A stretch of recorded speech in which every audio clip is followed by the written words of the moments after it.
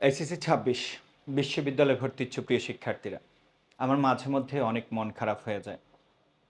এইভাবে মন খারাপ হয় যে আমাদের শিক্ষার্থীরা এতটা পিছিয়ে আছে, তারা চিন্তা ভাবনায় এতটা অবুঝ কিভাবে হয়? আমি তোমাদের কাছ থেকে এই ধরনের ডিসিশন, এই ধরনের ইচ্ছা আকাঙ্ক্ষা কখনোই আশা করিনি। অর্থাৎ একজন শিক্ষক আইসা ঢাকা বিশ্ববিদ্যালয়ে দেখাইলো, ঢাকা বিশ্ববিদ্যালয়ে নেচে গেয়ে দেখাইলো এটা ঢাকা বিশ্ববিদ্যালয়। তুমি ওই ঢাকা বিশ্ববিদ্যালয়ে দেখে তার প্রতিষ্ঠানে ভর্তি হয়ে গেলা। অথচ তোমার উচিত ছিল কি করা? ওই শিক্ষক কেমন পড়ায়, কতজন স্টুডেন্ট পড়েছে, তার কাছে পড়ে কতজন সফলতা অর্জন করেছে। আমি এটাও দেখেছি, অনেক গুরুত্বপূর্ণ কথা বলতেছি, চান্স পাওয়ার কৌশল বলতেছি, স্টুডেন্ট সেখানে লাইক দেয় না। বাট কোনো একজন শিক্ষক গান গাইতেছে, মজা করতেছে, ফান করতেছে, হাজার হাজার লাইক, রিয়্যাক্ট, ওয়াও ভাইয়া অসাম, অসাধারণ। এই, তুই কি প্রতিষ্ঠানে আসছিস গান শুনতে, নাচ দেখতে, মজা দেখতে?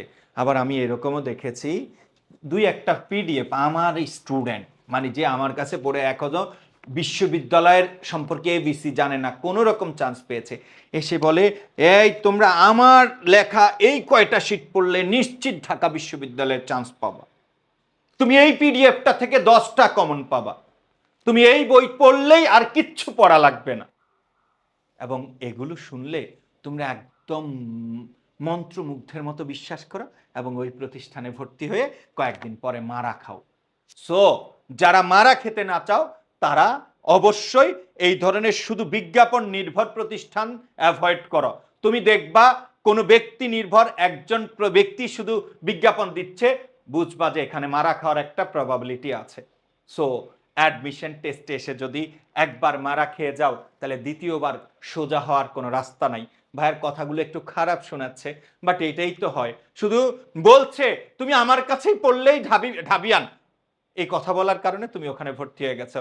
2 মাস পরে দেখো আমরা এডুকেশনে যা পড়াচ্ছি, আর ওই যে ঢাবিয়ান বানাচ্ছে সে পড়াচ্ছেই না, কিছুই পড়াচ্ছে না। তখন 2 মাস পরে যখন তোমার হুঁশ হবে, তখন আর সময় থাকবে না। প্রিয় ভাই বোনেরা, আমার এই কথার কারণে আমি বহু ভাই বোনদেরকে অনেক উপকার করতেছি, তুমি এটা আজ বা কাল বুঝবা। শুধু আমি আমার মুখ দিয়ে কিভাবে বলবো ভাই? আমি ঢাকা বিশ্ববিদ্যালয়ের স্টুডেন্ট পড়াচ্ছি 15 থেকে 16 বছর ধরে। আমার কাছে পড়ে ঢাকা বিশ্ববিদ্যালয়ের ফার্স্ট, সেকেন্ড, থার্ড এরকম বহু শিক্ষার্থী আমার পার্সোনাল ব্যাচ থেকে পড়ে ঢাকা বিশ্ববিদ্যালয়ে চান্স পেয়েছে। বাট আজ পর্যন্ত বলার সাহস পাই নাই যে আমার কাছে পড়লেই তুমি ঢাবিয়ান, আমার কাছে পড়লেই তুমি ঢাকা বিশ্ববিদ্যালয়ের ফার্স্ট, সেকেন্ড, থার্ড হবা। এখন অনলাইনের যুগ, সোশ্যাল মিডিয়ায় তুমি আমার ফেসবুক আইডি ঘাটলেই বুঝবা কয়জন আমার কাছে পড়ে ঢাকা বিশ্ববিদ্যালয়ে ফার্স্ট, সেকেন্ড, থার্ড হয়েছে। আদার্স ইউনিভার্সিটির কথা তো বাদ দিলাম। সো প্লিজ কোনো বিজ্ঞাপন নির্ভর প্রতিষ্ঠানে ভর্তি হবে না।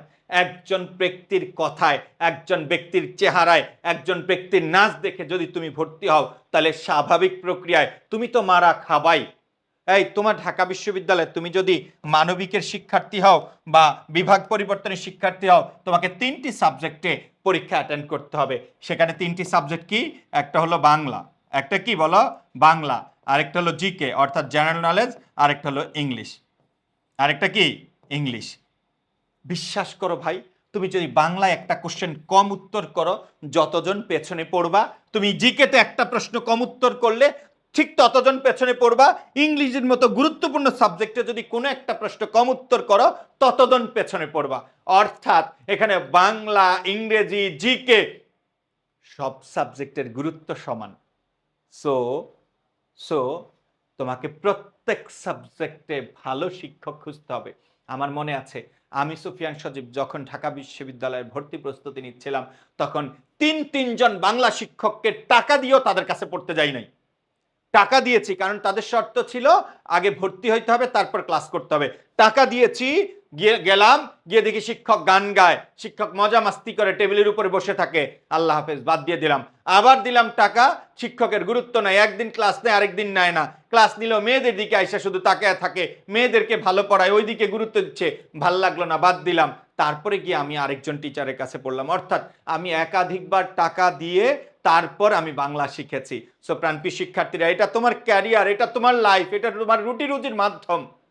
তুমি যদি ভালো একটা বিশ্ববিদ্যালয়ে চান্স পাও, তোমার ক্যারিয়ার ভালো হওয়ার সুযোগ থাকবে, জীবনে বড় হওয়ার অনেকগুলো সুযোগ তৈরি হবে। তোমার উপর নির্ভর করছে তোমার নিজের জীবন, তোমার উপর নির্ভর করছে তোমার পরিবারের সুন্দর একটা জীবন, তোমার উপর নির্ভর করছে তোমার নিজের এবং পরবর্তী প্রজন্মের সুন্দর জীবন।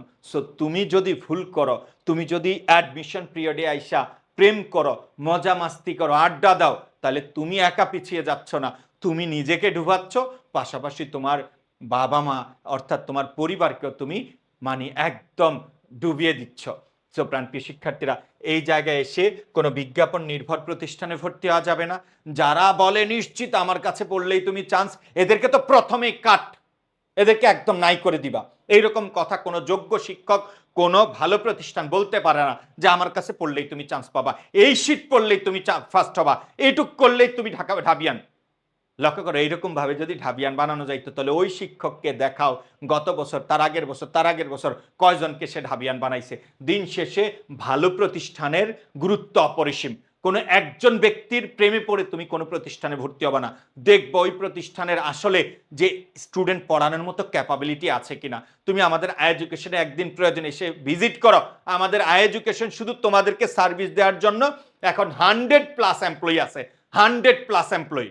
আমি শুধু এটা মুখে বলছি না, আমাদের আই এডুকেশনে আসো, মণিপুরি পাড়ায় যদি এক নজরে যদি প্রতিদিন যদি 70-80 জন না দেখো, তাহলে তুমি এখানে ভর্তি হওয়ার দরকার নেই। এর মানে হলো আমরা অনেক বড় প্রতিষ্ঠান, আমাদের কাছে 10 থেকে 15,000 স্টুডেন্ট ভর্তি হবে ঢাকা বিশ্ববিদ্যালয়ের জন্য। আমরা এদেরকে সার্ভিস দেওয়ার জন্য আমাদের অ্যাকোমোডেশন, আমাদের যে এমপ্লয়ি, সবকিছু আমরা দিন দিন বাড়াচ্ছি। নট অনলি দ্যাট, বাংলাদেশে যোগ্য মেন্টর, বাংলা, ইংরেজি, সাধারণ জ্ঞান, প্রত্যেকটা একাধিক মেন্টর এবং বেস্ট মেন্টর যারা 15-16 বছর ধরে পড়াচ্ছেন, এরকম আর কোনো প্রতিষ্ঠানে নেই।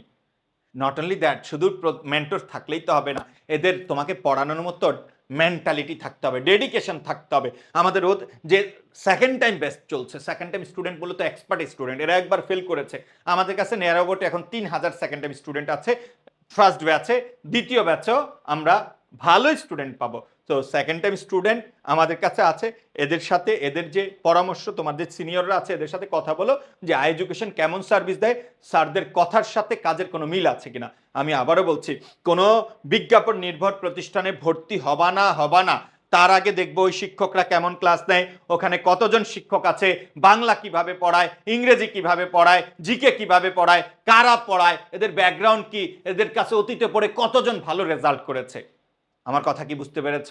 শুধু কোন একটা প্রতিষ্ঠানে ভর্তি হলেই ভালো সার্ভিস পাবা না, ওর তো ভালো সার্ভিস দেওয়ার মতো একটা কি থাকতে হবে, একটা ক্যাপাবিলিটি থাকতে হবে, তার অনেক টাকা থাকতে হবে। তোমাকে এটাও মাথায় রাখবা যে এক প্রতিষ্ঠানে এরকম দেখলো যে আমার কাছে ভর্তি হলেই এই শীট 2টা পড়লে হয়ে যাবে। অনলাইনে আমরা এডুকেশন প্রথম প্রিন্টেড লেকচার দিচ্ছি, এখন অনেকে দিচ্ছে, আগে সবাই পিডিএফ দিত। তো আমাদেরকে দেখে কম্পিটিশনের কারণে অনেকে এখন দিচ্ছে, বাট আমরা বলি না শুধু এগুলো পড়লে হবে, আমাদের ক্লাস করতে হবে, লেকচার শিট পড়তে হবে, প্র্যাকটিস করতে হবে, অনেক বেশি পড়তে হবে, তারপর তুমি সফল হবা। সো কোনো একজন ব্যক্তি যদি তোমাকে বলে যে আমার কাছে পড়লে এই জিনিস পড়লেই তুমি 1 থেকে 10 হয়ে যাবা, এবং দেখবা ভর্তি হইলে ওই শিক্ষকে তোমাকে ভর্তি নিচ্ছে, ওই শিক্ষক নিজের বিকাশ নাম্বারে নিচ্ছে, সবকিছু একা একা করে ফেলতেছে। তো এত বড় একটা শিক্ষক যার কাছে ভর্তি হইলে ঢাবিয়ান ফার্স্ট হওয়া যায়, তার সব কাজ তিনি একাই করতেছেন। সো এগুলো বোঝার বিষয় আছে। ওকে, আই এডুকেশন এরকম না, আই এডুকেশন আসলেই দেখবা তোমাকে সার্ভিস দেওয়ার জন্য, সেবা দেওয়ার জন্য আমাদের 90 জন এমপ্লয়ি শুধু এখানে সারাদিন বসেই থাকে। বুঝাইতে পারছি?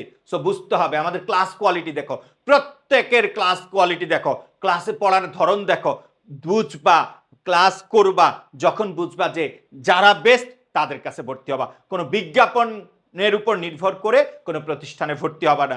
সবার ক্লাস করবা, আই এডুকেশনের সুফিয়ান স্যারের, মহসিন স্যারের, মহিমিনুল স্যারের, আমাদের আদার যত স্যাররা আছেন সব স্যারদের ক্লাস করো। ক্লাস করার পরে যদি দেখো আমরা বেস্ট, তাহলে আমাদের কাছে ভর্তি হবা। আর যদি মনে করো আমাদের চেয়ে বেস্ট কেউ আছে, গো ফর দেয়ার, বিকজ এটা তোমার লাইফ, কোনো ব্যক্তির কারণে তোমার লাইফ ধ্বংস করা যাবে না।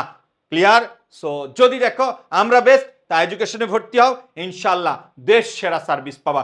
কখনো এই কথা বলবা না ভাইয়া বলেছিলেন তো অনেক ভালো পড়াবেন কিন্তু পড়ার নাই, এই কথা বলবা যে ভাইয়া যা বলেছেন তার চেয়ে অনেক বেশি সার্ভিস দিয়েছেন। ইনশাল্লাহ আমরা যতটুকু কমিটমেন্ট করেছি তার চেয়ে বেটার সার্ভিস দিব।